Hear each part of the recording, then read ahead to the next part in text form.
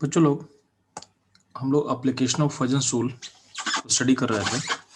उसमें last class में हम लोग थर्मल स्टेबिलिटी के बारे में पढ़ चुके हैं। ठीक है, तो एप्लीकेशन ऑफ फजन टूल में जो थर्मल स्टेबिलिटी आप लोग कवर हम लोग कर चुके हैं। नेक्स्ट मूव करते हैं, अगला एप्लीकेशन होता है सॉल्बिलिटी। ठीक है, तो हम लोग पढ़ क्या रहे हैं, तो पढ़ रहे हैं हम लोग एप्लीकेशन ऑफ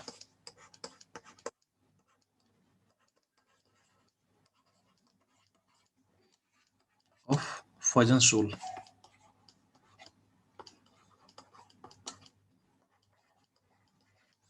इसमें अगला एप्लीकेशन होगा सॉल्बिलिटी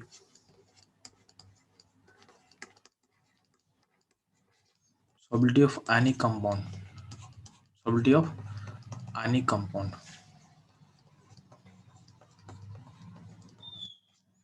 इन वाटर। तो ध्यान देना, जब भी किसी आयनिक कंपाउंड का सॉल्बिलिटी की हम बात करते हैं वाटर में, तो ध्यान देना पानी में घुलना एक आयनिक कैरेक्टर होता है। जो भी है, जैसे नमक है तो नमक पानी में घुलता है।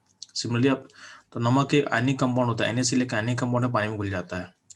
आप सिमिलरली चेक करो एक बार, आप लेना कोई भी ऑयल, मस्टर्ड ऑयल ले लो या पेट्रोल ले लो या डीजल ले लो, उसको पानी में डालो, घुलेगा नहीं। क्योंकि जो मस्टर्ड ऑयल है सब क्या है, ये सब हाइड्रोकार्बन्स है। तो हाइड्रोकार्बन्स में क्या होता है, ये सब क्या है, कोवेलेंट मॉलिक्यूल्स है। कोवेलेंट, ये सब कोवेलेंट मॉलिक्यूल्स है, तो इसमें आयनिक पार्ट नहीं होता, सब क्या होता है, कोवेलेंट होता है। ठीक है, तो पानी में कौन इजीली घुलेगा, जिसका आयनिक कैरेक्टर ज्यादा होगा। तो हम ऐसा बोल सकते हैं कि solubility of water in ionic compound is proportional to क्या होगा, आयनिक कैरेक्टर। जिसका आयनिक कैरेक्टर ज्यादा होगा उसका सॉल्बिलिटी क्या हो, ज्यादा होगा। और इसको आप ले सकते हो inversely proportional to covalent character. इसका कोवेलेंट कैरेक्टर ज्यादा होगा, उसका सॉल्बिलिटी क्या होगा, पानी में कम होगा। ठीक है, इसको आप आयनिक कैरेक्टर या कोवेलेंट कैरेक्टर से आप ऐसे लिंक कर सकते हैं। यानी इसका मतलब है कि अगर कोवेलेंट कैरेक्टर CC मतलब कोवेलेंट कैरेक्टर अगर बढ़ेगा तो सॉल्बिलिटी इन वाटर क्या होगा, डिक्रीज करेगा। सॉल्बिलिटी इन वाटर क्या होता है, डिक्रीज करता है। ठीक है, अब ध्यान देना, जब हम बात करें सॉल्बिलिटी का तो इसमें एक और फैक्टर होता है, ध्यान देना। अगर हम सारा फैक्टर को इंक्लूड करें तो सॉल्बिलिटी में 2 फैक्टर का होता है। सॉल्बिलिटी इन वाटर 2 फैक्टर पर डिपेंड करता है। तो ये होता है सॉल्बिलिटी इन वाटर प्रोपोर्शनल टू होता है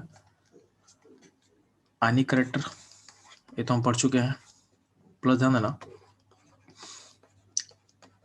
इनवर्सली प्रोपोर्शनल था कोवेलेंट कैरेक्टर के। इसमें एक और फैक्टर, इसको आपको याद रखना है।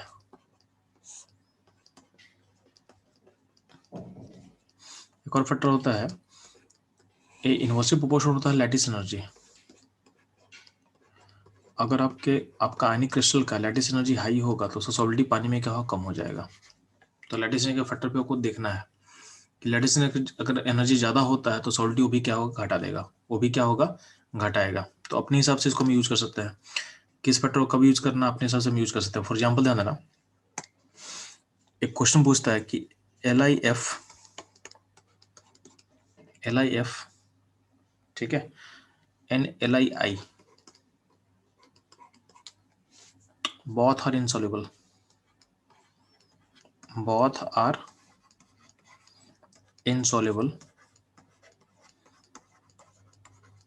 in water। आपको रीजन देना है क्यों, वाई। वो दोनों पानी में सॉल्युबल नहीं होता, रीजन देना है। तो ध्यान देना, अगर हमसे बोलेगा LiA का रीजन क्या होगा, तो इसका रीजन दे दोगे क्योंकि आपका आई का साइज काफी लार्ज है, इसका साइज क्या है, लार्ज साइज का होता है। इसके कारण इसमें क्या होगा, कोवेलेंट कैरेक्टर ज्यादा हो जाएगा। तो LiI वाटर में सॉल्युबल नहीं होता due to high covalent character, due to high covalent character, ये रीजन दे दोगे।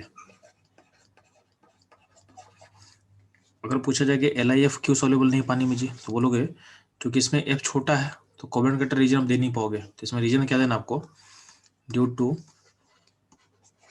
High lattice energy, due to high lattice energy.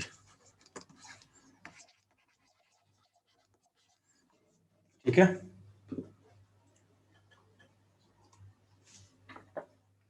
LIF का रीजन समझ में आ गया due to high lattice energy. LIA का रीजन समझ में आ गया due to high covalent character. तो ये आपको रीजन के लिए आपको रेडी रहना है कि कब क्यों नहीं खुलता है चीज। तो आपको फैक्टर समझा चुके हैं, कोवेलेंट कैरेक्टर पे काम करना है, एंड लैटिस एनर्जी पे काम करना है। ठीक है, दोनों बढ़ेगा तो दोनों से सॉलिडिटी क्या होता है, घटता है। कहाँ पे, वाटर में। ध्यान देना, अगर बात करते हैं सॉल्वेंट का, तो समटाइम क्या होता है, कुछ सॉल्वेंट को हम बोलते हैं पोलर सॉल्वेंट। ठीक है, तो सॉल्वेंट में अगर बात करते हैं, एक होता है वाटर,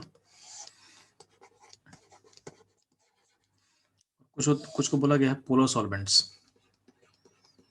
पोलर सॉल्वेंट मतलब कंपाउंड पोलर है, बट वाटर को अगर बोला जाए तो देखो ध्यान से देना, वाटर का नाम होता है पोलर प्रोटिक। क्या होता है, इसका नाम होता है पोलर प्रोटिक।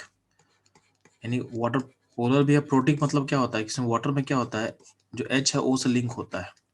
तो जब भी H लिंक होगा O से, H लिंक होगा O से, F से या N से, तो उसके इसमें वर्ड यूज होता है प्रोटिक। प्रोटिक का मतलब होता है जो आपका हाइड्रोजन एटम है वो लिंक होना चाहिए आइदर फ्लोरीन से, और इधर लिंक होना चाहिए किससे, ऑक्सीजन से या तो नाइट्रोजन से, तो उसको हम बोलते हैं प्रोटिक। ठीक है, तो वाटर पोलर प्रोटिक सॉल्वेंट होता है। इसको आप इसको जूम कर सकते हो, क्योंकि वाटर में आयंस फॉर्म करता है, वाटर में H+OH आयंस फॉर्म कर सकता है, तो इसको बोल सकते हो कि इसका नेचर आयनिक जैसा हो सकता है, मतलब इसमें आयन बनने का चांसेस है। ठीक है, कुछ होता है पोलर सॉल्वेंट। एग्जाम्पल क्या होगा इसका, एसीटोन।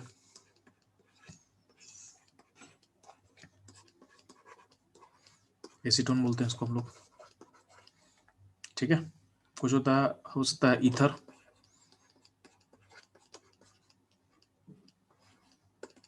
ठीक है, तो एसीटोन, ईथर, इन सब में क्या होता है, इन सब में आपका, इसको बोलते हैं पोलर बोलते हैं, प्रोटिक नहीं होता। प्रोटिक क्यों नहीं होता, किसमें जो हाइड्रोजन है वो O से लिंक नहीं है, इसको हम प्रोटिक नहीं बोलेंगे। पोलर है लेकिन प्रोटिक नहीं होता है। ठीक है, तो ध्यान देना, जैसे जैसे आपका आयनिक, ध्यान देना, अगर आपका कोवेलेंट कटर बढ़ेगा तो सॉल्बिलिटी, ध्यान देना, सॉल्बिलिटी इन वाटर घटता है, तो सॉल्बिलिटी इन वाटर क्या होगा, डिक्रीज करता है, यानी वाटर में सॉल्बिलिटी क्या होगा, घटेगा। बट सॉल्बिलिटी इन पोलर सॉल्वेंट बढ़ता है। ठीक है, सॉल्बिलिटी इन पोलर सॉल्वेंट क्या होगा, बढ़ेगा। सॉल्बिलिटी इन पोलर सॉल्वेंट क्या होता है, इंक्रीज करता है, क्योंकि इसका नेचर पोलर की तरफ मूव कर रहा है। मतलब आपका आयनिक कंपाउंड में कोवेलेंट कटर बढ़ेगा तो उसका क्या होता है, उसमें आयनिक कटर घट रहा है और कोवेलेंट कटर बढ़ रहा है, तो यानी क्या होगा कि पोलर सॉल्वेंट में घुलेगा। इसके लिए हम यूज करते हैं word like dissolve like, like dissolve like. तो जैसे अगर आयनिक कंपाउंड में अगर आयनिक कटर हो तो वाटर में घुलेगा, और आयनिक कटर में अगर हल्का कोवेलेंट कटर आना चालू करेगा तो सॉल्बिलिटी क्या होता है, पोलर सॉल्वेंट में इंक्रीज करता है। इसलिए बोला गया है कि जो LiI है वो एसीटोन या ईथर में सॉल्युबल होता है। एसीटोन soluble in एसीटोन और ईथर। क्यों, due to high covalent character. ठीक है, तो ये रहेगा ऑल अबाउट सॉल्बिलिटी, ये रहेगा ऑल अबाउट सॉल्बिलिटी। अगला जो हमको सीखना application, water crystallization. Water crystallization,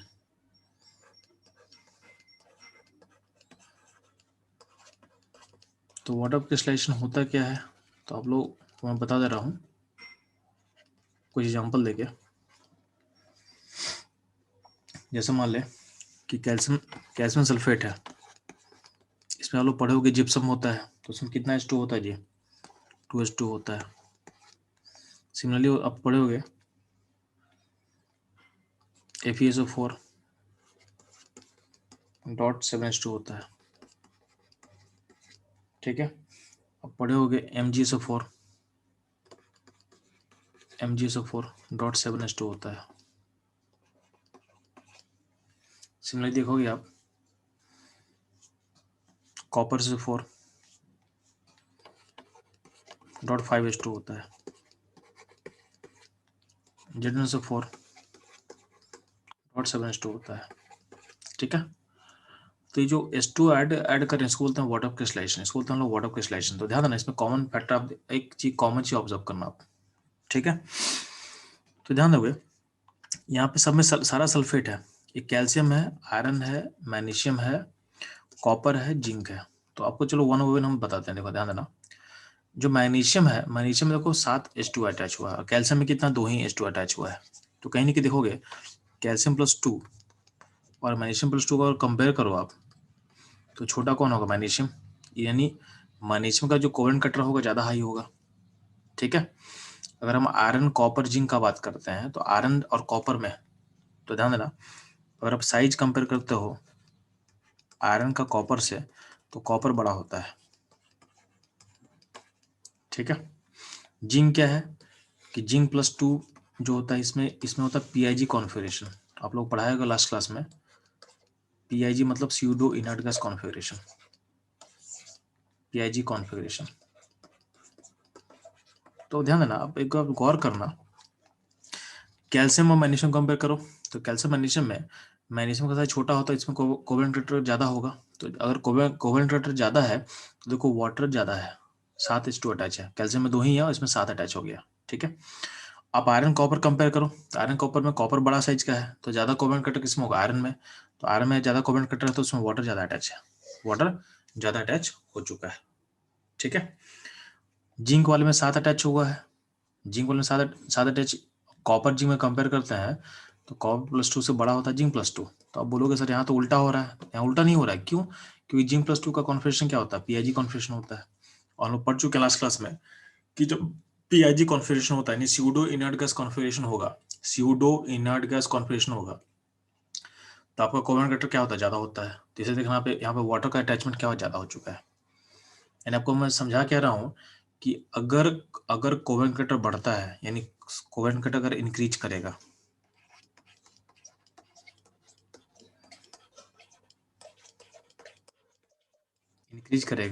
तो वाटर क्रिस्टलाइजेशन में क्या होता है, वाटर ऑफ क्रिस्टलाइजेशन में क्या होगा, इंक्रीज करेगा। तो ये कहीं ना कहीं आपके कोवेलेंट कटर का को हिंट करता है, ठीक है। ये चीज ध्यान दोगे। अब इसका इंटरेस्टिंग फैक्ट है, इसका एक इंटरेस्टिंग एप्लीकेशन में हम लोग सोच सकते हैं। हम लोग टेबल सॉल्ट यूज करते हैं घर में, नमक, ठीक है। तो नमक का फॉर्मूला क्या होता है, NaCl। तो ध्यान ना, अब देखना कि नमक जो होता है पानी को बहुत इजीली अब्सॉर्ब कर लेता है। तो नमक जो होता है, NaCl जो होता है, सॉल्ट होता है, इजिली अब्सॉर्ब मॉइस्चर। तो क्या सही बोल रहे हैं क्या, ऐसा होता है रियल में क्या, नहीं ऐसा नहीं होता है। NaCl do not absorb water, do not absorb moisture, यानी NaCl इसको अब्सॉर्ब नहीं करता है। अब ध्यान देना, कभी कभी आप कहीं जाते हो रेस्टोरेंट में, वैसे मूव करोगे, देखना कि जिसमें नमक होता है ना, जिसमें नमक में स्प्रिंकल करते हो उस डब्बे में, उसमें कुछ लोग राइस का पार्टिकल डाल देते हैं, राइस डाल देते हैं। क्यों, क्यों राइस क्या होता है, वाटर को ऑब्जॉर्व करता है। तो नमक बेसिकली जो पानी नमक ऑब्जॉर्व करता है, वो क्या करेगा, राइस का पार्टिकल ऑब्जॉर्व कर लेता है।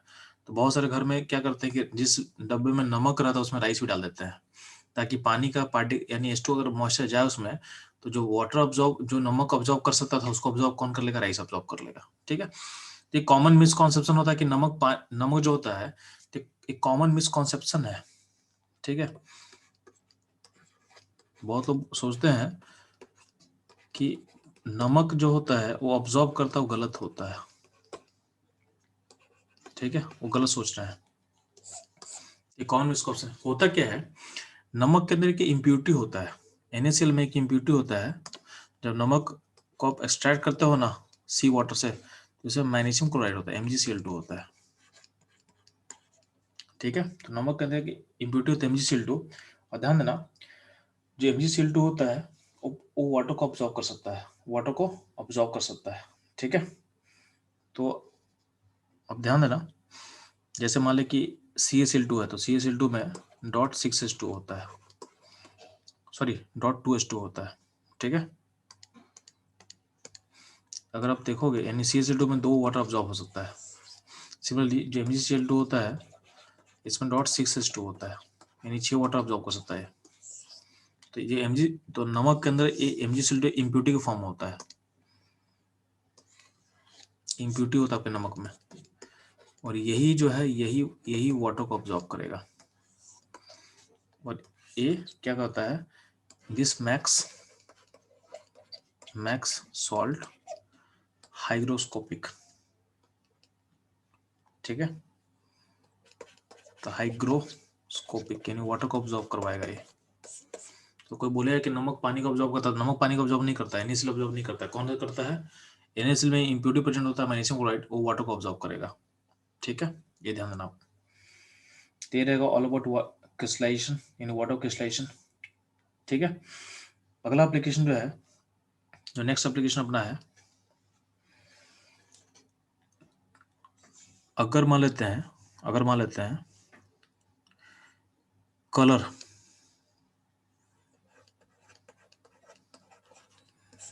तो कोवेलेंट कटर कलर पे कैसे डिपेंड, कलर को कैसे चेंज करेगा। दूसरे एग्जांपल्स आपको समझते हैं, ध्यान देना। AgF, AgCl, AgBr and AgI, इन सब का कलर देखेंगे तो इसका कलर एक ये होता है, कलरलेस होता है।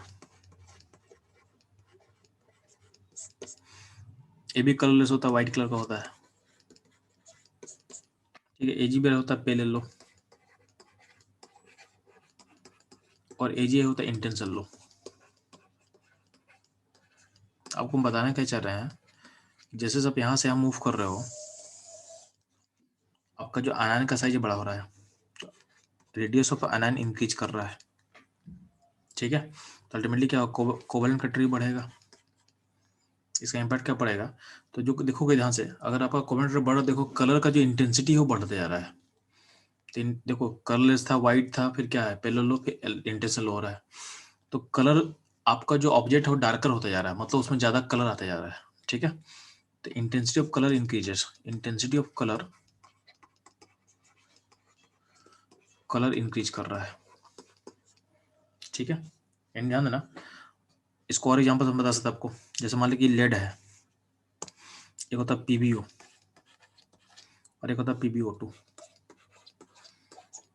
तो Pb और PbO2 में लेड का +2 स्टेट है इसमें, और इसमें लेड का +4 स्टेट है। दोनों में ऑक्साइड कॉमन है, तो इसमें कलर देखोगे, इसका कलर होता है येलो, वैसे इसका कलर होता है चॉकलेट ब्राउन।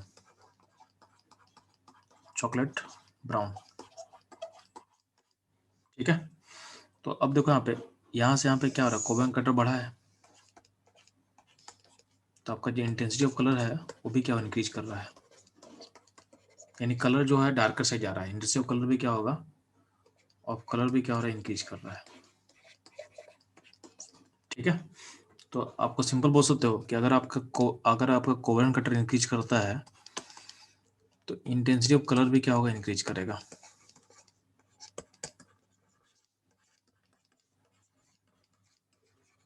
कलर भी क्या करेगा, इंक्रीज करेगा। ये तो हो गया अपना कॉन्सेप्ट। वैसे लॉजिक में सोचते हैं कि ऐसा क्यों हो रहा होगा, तो चलो ट्राई करते हैं कुछ रीजन देने का इसका। तो ध्यान देना, तो इसको आप ऐसे सोच सकते हो ना, तो आपको समझ में आना चाहिए कि कलर का बेसिक रीजन क्या होता है।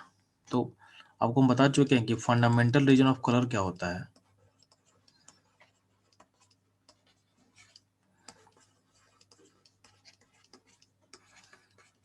तो कलर का फंडामेंटल रीजन पे हम लोग क्या बात किए थे कि होता है due to electronic transition between two different energy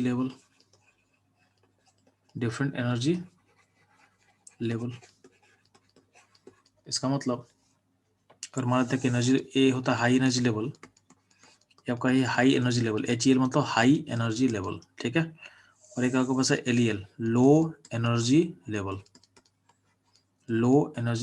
तो मान लेते हैं कि आपका जो इलेक्ट्रॉन है अगर इस हाई और लो में अगर जंप करेगा तो यहाँ पे एक एनर्जी गैप होता है, यहाँ पे एक एनर्जी गैप है। तो मान लेते हैं कि आपका इलेक्ट्रॉन अभी ऊपर में है, यहाँ पे है, और यहाँ से नीचे जंप कर रहा है, जंप करेगा तो इस एनर्जी गैप का फोटोन को रिलीज करता है, ये फोटोन को रिलीज करेगा और जो कि हमको दिखेगा in form of colour, in form of colour. तो ध्यान देना जो एनर्जी गैप होगा वो प्रोपोर्शनल टू होगा फ्रीक्वेंसी इमिटेड, फ्रीक्वेंसी जो इमिट होने वाला फोटोन का उसके प्रोपोर्शनल होगा। और ये प्रोपोर्शन किसका होता है ध्यान देना। अब ध्यान दे, अब फ्रीक्वेंसी जितना ज्यादा हाई होगा, आप लोग पढ़े हो ना विबग्योर, तो विबग्योर में ध्यान देना आपका कलर जो होता है या कैसा होता है, VIB, फिर क्या होगा G, फिर क्या होगा YOR।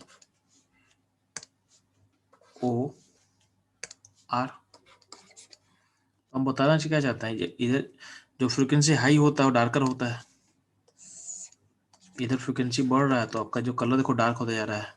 ठीक है, कलर क्या हो रहा है, डार्क होता जा रहा है।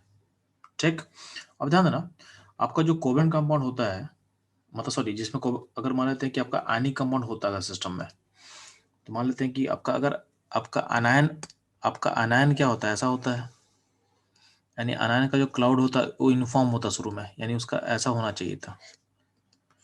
तो क्लाउड है, तो क्लाउड यूनिफॉर्म इसका है, तो ये हर जगह इसका इलेक्ट्रॉन जो मूव कर रहा है उसको हर जगह एनर्जी सेम दिख रहा है, क्योंकि पूरे ऑर्बिट का एनर्जी सेम है, पूरे इस ऑर्बिट का एनर्जी क्या है, सारे का सेम है, हर पॉइंट पे सेम है। ठीक है, अब होता है कि इस अनायन के पास कोई अगर कटायन आएगा, मानते हैं कोई कटायन पॉजिटिव आ रहा है, तो पॉजिटिव करता क्या है, उसे क्लाउड को पोलराइज करेगा, पोलराइज करेगा तो उसको क्लाउड को अट्रैक्शन यहाँ ज़्यादा दिखेगा और यहाँ पे अट्रैक्शन कम दिखेगा। तो अगर देखोगे तो कटायन के आने से होता है कि आपका अनायन का जो क्लाउड डिस्टॉर्ट होता है। ठीक है, तो अगर इलेक्ट्रॉन यहाँ रहेगा और यहाँ रहेगा तो इस केस में इस पॉइंट पे उसको ज़्यादा अट्रैक्शन दिख रहा है, तो यहाँ पे अट्रैक्शन क्या हो रहा है, बढ़ रहा है उसके पास, किसको, इलेक्ट्रॉन को ज़्यादा अट्रैक्शन दिख रहा है उसको, यानी ये जो पॉइंट है यहाँ पे अट्रैक्शन ज़्यादा है और यहाँ पे क्या अट्रैक्शन कम है, तो यहाँ पे अट्रैक्शन फोर्स कम है, यानी जो कटायन आ रहा है, कटायन ऑर्बिट को डिस्टॉर्ट कर दे रहा है और अट्रैक्शन फोर्स क्या हो रहा है, यहाँ पे 2 पॉइंट क्रिएट कर रहा है, एक पॉइंट पे हाई अट्रैक्शन, एक पॉइंट पे लो अट्रैक्शन है। तो जहाँ पे हाई अट्रैक्शन फोर्स होता है, ध्यान देना ये जो पॉइंट है, अगर इस यहाँ पे बात करें, एक पॉइंट यहाँ पे एक पॉइंट यहाँ पे मान लेते हैं हम लोग, तो जब अट्रैक्शन फोर्स बढ़ता है तो एनर्जी क्या होता है, घटता है। तो ये हो गया आपका लो एनर्जी लेवल और ये हो गया हाई एनर्जी लेवल, यानी जो क्लाउड है, पहले क्या था, क्लाउड को हर जगह सेम एनर्जी लेवल पे था, तो कोई एनर्जी का चेंज हो नहीं रहा था इसमें। अब क्या हो गया, अब ड्यू टू अट्रैक्शन फोर्स होता है क्या है, जब क्लाउड डिस्टॉर्ट होगा तो क्लाउड को एक साइड मिलेगा हाई अट्रैक्शन फोर्स और एक पॉइंट मिलेगा लो अट्रैक्शन फोर्स। तो अट्रैक्शन जितना बढ़ेगा उतना एनर्जी क्या होता है, घटता है। तो जहाँ पे हाई अट्रैक्शन मिल रहा है, यानी जहाँ पे जो कटायन के पास में जो पोजीशन है वो हो गया लो एनर्जी लेवल, वो हो गया लो एनर्जी लेवल, और ये हो गया हाई एनर्जी लेवल। तो जब अब इलेक्ट्रॉन मूव करेगा, तो जब इस जोन से मूव करेगा, यहाँ से जब यहाँ मूव करेगा तो एनर्जी उसका डिक्रीज करेगा, यानी यहाँ से एनर्जी रिलीज करेगा इन फॉर्म ऑफ फोटोन। ठीक है, तो जितना डिस्टॉर्ट करेगा, जितना ज़्यादा डिस्टॉर्शन होगा उतना ही एनर्जी गैप बढ़ेगा। तो ये जो पोलराइजेशन है, जो पोलराइजेशन होगा, यानी जो कटायन पोलराइज करा है, polarization proportional to energy gap. तो जितना पोलराइजेशन ज़्यादा होगा, एनर्जी गैप बढ़ेगा, उतना ही क्या होगा, फ्रीक्वेंसी इमीडिएट क्या होगा, इंक्रीज करेगा। ठीक है, तो ये इसको यहाँ भी लिख सकते हैं हम लोग कि energy gap emitted proportional to क्या होगा, पोलराइजेशन। तो जितना ज़्यादा कोवेलेंट बढ़ेगा उतना ही पोलराइजेशन बढ़ेगा, उतना ही एनर्जी गैप बढ़ेगा, इससे फ्रीक्वेंसी इमिटेड क्या होगा, इंक्रीज करेगा। और फ्रीक्वेंसी इमिटेड इंक्रीज करेगा, देखो ध्यान से, आपका जो कलर है वो डार्कर होते जा रहा है, कलर क्या होगा, डार्क होते जाएगा। ठीक है, तो इसको ये कलर के पीछे का लॉजिक आप थोड़ा इस तरह से आप सोच सकते हो। ठीक, तो ये रहेगा all about application of covalent cutter और फजन रूल इन डिफरेंट केसेस। ठीक है।